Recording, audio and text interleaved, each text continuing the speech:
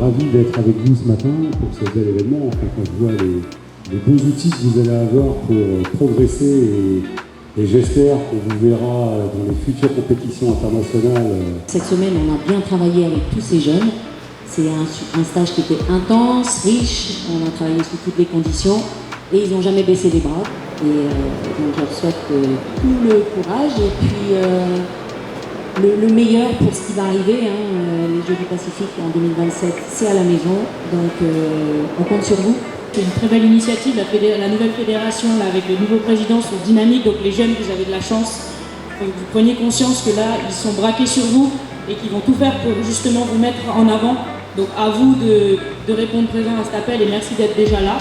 C'est déjà un beau début, 40 jeunes, c'est énorme. Vous avez du super matériel et puis je pense qu'il y a de beaux projets d'avenir pour vous dans ce sport et un beau développement. Et je pense que les deux disciplines VAR et kayak sont très complémentaires. Donc si ça peut travailler ensemble, c'est qu'un plus pour nos athlètes. Merci pour le soutien que vous apportez au sport et à nos jeunes. C'est important que des entreprises du pays aussi importantes s'impliquent dans la vie active de notre jeunesse. Merci également ensuite après à nos clubs qui sont là et qui nous aident. Et bien sûr à notre président de la Fédération polynésienne de kayak et de surf-ski. Merci également à la Fédération française et vous, surtout les sportifs, pour déjà vous intéresser, parce que c'est vrai que l'année prochaine, par exemple, en 2024, mais pour moi c'est déjà l'année prochaine, on organise les Jeux Olympiques, une épreuve du surf à Tréguy. Donc on a beaucoup d'événements liés à la mer et à la glisse. Donc je pense que le kayak devrait surfer également sur cet engouement qu'on aura pour les Jeux Olympiques pour pouvoir continuer à se développer et à préparer nos jeunes pour des échéances nationales mais surtout internationales également.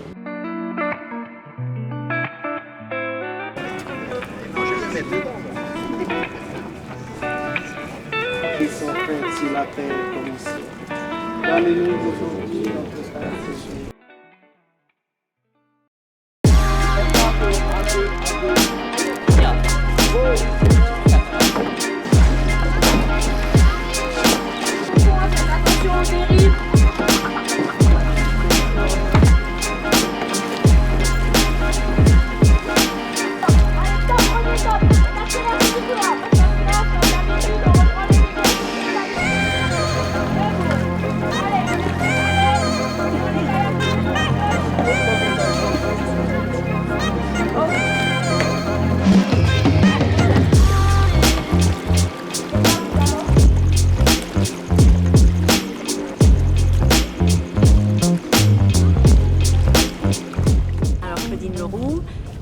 Technique à la Fédération française de canoë-kayak et je suis chargée de mission sur les territoires et les départements d'outre-mer.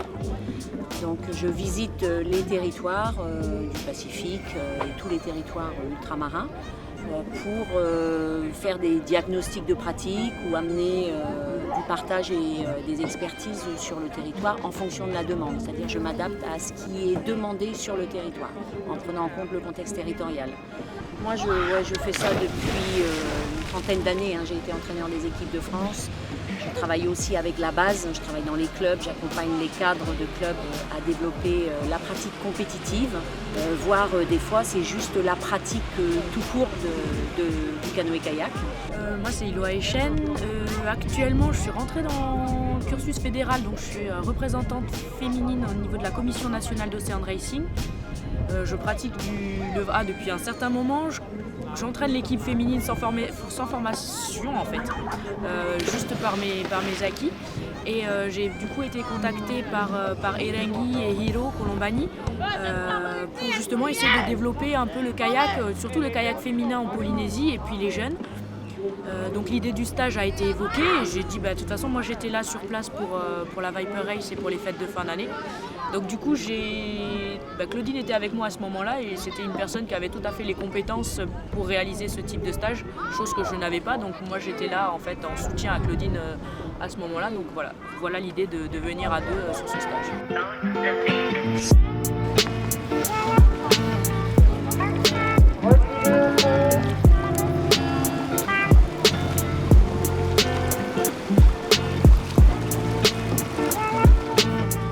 là avec Claudine, c'est ce qui a été fait, c'est qu'on est venu là pour la Fédération polynésienne de kayak, c'est pour faire en sorte que ce qu'ils amorcent, les projets qui vont être amorcés et qui sont amorcés actuellement, soient directement visibles sur l'eau et que ça bénéficie directement aux jeunes. Le premier jour, avec Iloa, on a évalué un petit peu les niveaux sur l'eau et le mardi, on a constitué les groupes. On a identifié quatre niveaux. On n'est pas venu en parlant de longue distance, c'était d'amener des éléments de développement du sprint. Ici, il y a quand même un gros savoir avec le terrain de jeu qu'il y a autour de Tahiti et de la Polynésie.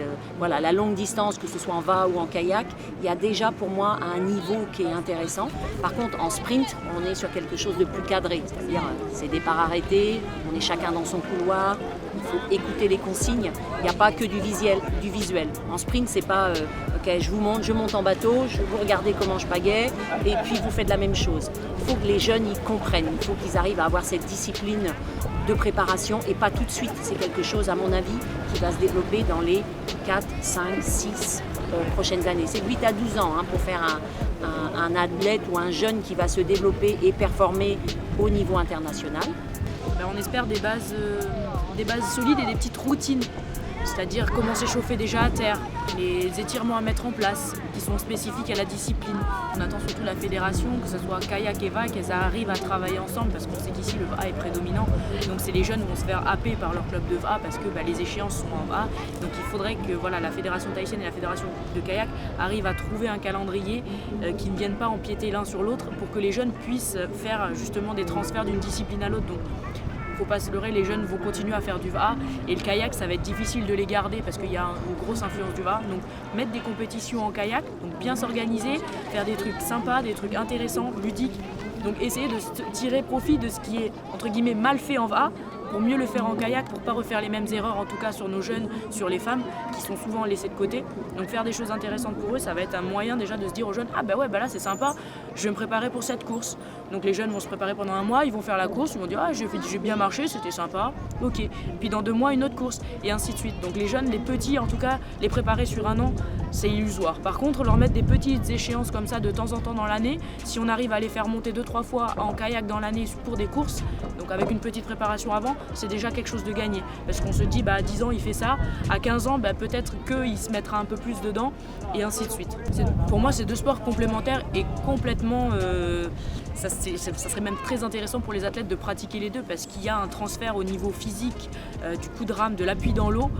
Il y a des choses qu'on va ressentir en kayak, qu'on ne va pas ressentir en VA et vice versa. Et en fait, quand on est capable d'appliquer l'engagement, par exemple, des abdos qu'on ressent dans le tirage en kayak, qu'on est capable de le remettre en VA, on gagne énormément entre la transmission au bas.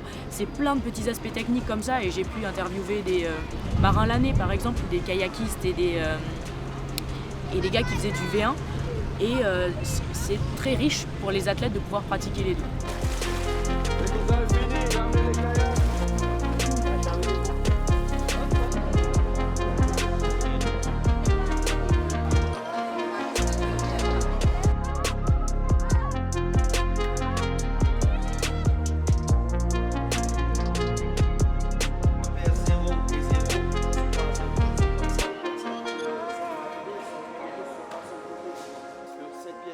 Hiro Colombani, je suis responsable de la commission de formation à la Fédération polynésienne de kayak surf-ski. La nouvelle équipe qui a récupéré la gestion de la Fédé depuis 2 ans s'est vue rappeler par les pouvoirs publics que parmi les obligations d'une fédération sportive, il y a la formation des cadres. On a rédigé nos contenus en faisant en sorte qu'on puisse faire l'essentiel dans la semaine. Là, c'est un stage animateur. Donc les compétences d'un animateur, ça reste quand même assez limité. Il peut encadrer des jeunes débutants en restant dans le lagon. On n'a pas encore formé des entraîneurs capables d'emmener un groupe de 12 mômes dans l'océan. Nous, on espère les ramener vers nous l'année prochaine ou dans 2 ans pour les former, pour en faire des moniteurs, où là, ils auront d'autres compétences un peu plus poussées. Beaucoup d'entre eux sont déjà des gens qui sont actifs dans leur club et qui ont déjà passé des diplômes de la Fédé de VA. Donc, on sait quand même qu'on a affaire à des gens qui ne sont pas des inconscients et qui savent déjà encadrer des mômes. qui ont des bases. Certains sont kayakistes chevronnés, ils participent aux compétitions. Il y a Jean-Pierre Barf là, qui est là, président de DT, il y a Roland qui est président de la Fédé, il y a Bill qui est le sélectionneur fédéral qui est un grand champion. Il y a aussi par exemple Maruya qui elle est à Tahitian Paddle, qui est une très bonne rameuse en Baha, qui n'est pas spécialement performante en surf-ski, mais ce n'est pas ce qu'on leur demande. Nous, on forme des animateurs qui vont encadrer les enfants sur de la découverte. Pour encadrer, on n'a pas besoin d'être bon sur un surf-ski, on a besoin d'être bon pédagogue, on a besoin d'être au top sur la sécurité de la séance, on a besoin de savoir quoi enseigner aux enfants. Et pour assurer la sécurité, tu vois ici devant nous, là on a une baie qui est assez fermée, là avec tout pas. La sécurité elle est assurée depuis le ponton avec un poti. Donc s'il y a un gamin en difficulté, c'est pas en kayak que je vais aller l'aider, c'est en montant dans le poti. Donc même si l'animateur n'est pas un excellent kayakiste, ça n'empêche pas d'être un excellent animateur. Avec l'aide de l'État, du territoire, le ministère des Sports, enfin la DJS, et des partenaires privés que chaque club doit trouver pour compléter le financement. On a fait l'acquisition de 50 kayaks qui ont été attribués en fonction des moyens des clubs, de ce qu'ils avaient pu trouver comme contribution par lot de 10 ou de 5. Par exemple, le club de Mataya, le club de Billy Tupéa a reçu 10 kayaks. Tahitian Paddle se sont engagés sur un lot de 5 kayaks et eux vont pouvoir former les jeunes pour nous les amener aux compétitions fédérales l'année prochaine. Les priorités de la nouvelle équipe, c'est de miser sur les jeunes, de développer vraiment... Alors, le gros frein pour les gamins et pour les familles des gamins, c'est le prix d'un kayak. Donc, on a voulu enlever ce frein financier en montant les écoles de kayak où on va mettre les kayaks à disposition gratuitement aux enfants. On leur fournit le kayak, on leur fournit la pagaie. Ils n'ont plus qu'à venir avec leur short, leur t-shirt, leur casquette et ils s'expriment. Et la formation, c'est pour avoir des cadres, pour s'occuper d'eux.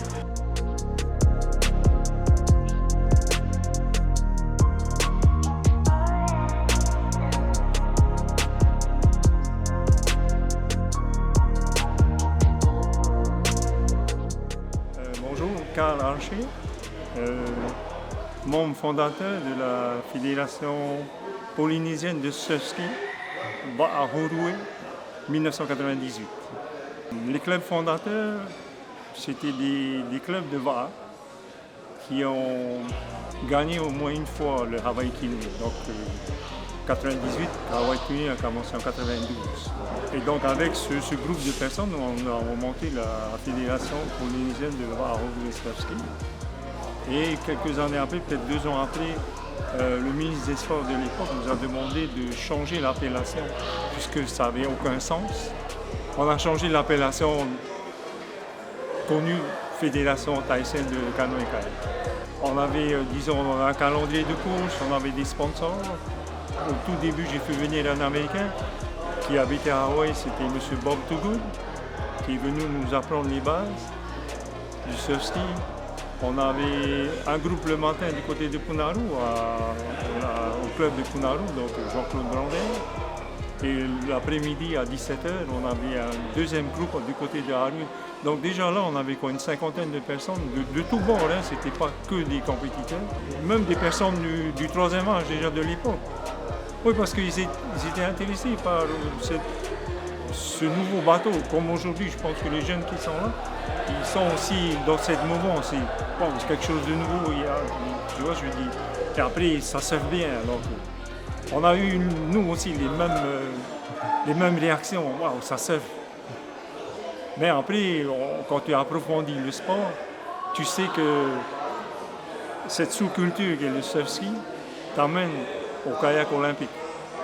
Et c'est le seul sport nautique ici à Tahiti, à part le ski et la natation, mais de pagaie qui t'amène aussi haut. Et je suis content de voir que la fédération avec Tefana Surf-Ski, ils ont tous ces jeunes, ils ont trouvé les moyens financiers pour avoir ces bateaux, ces kayaks. je peux que dire chapeau.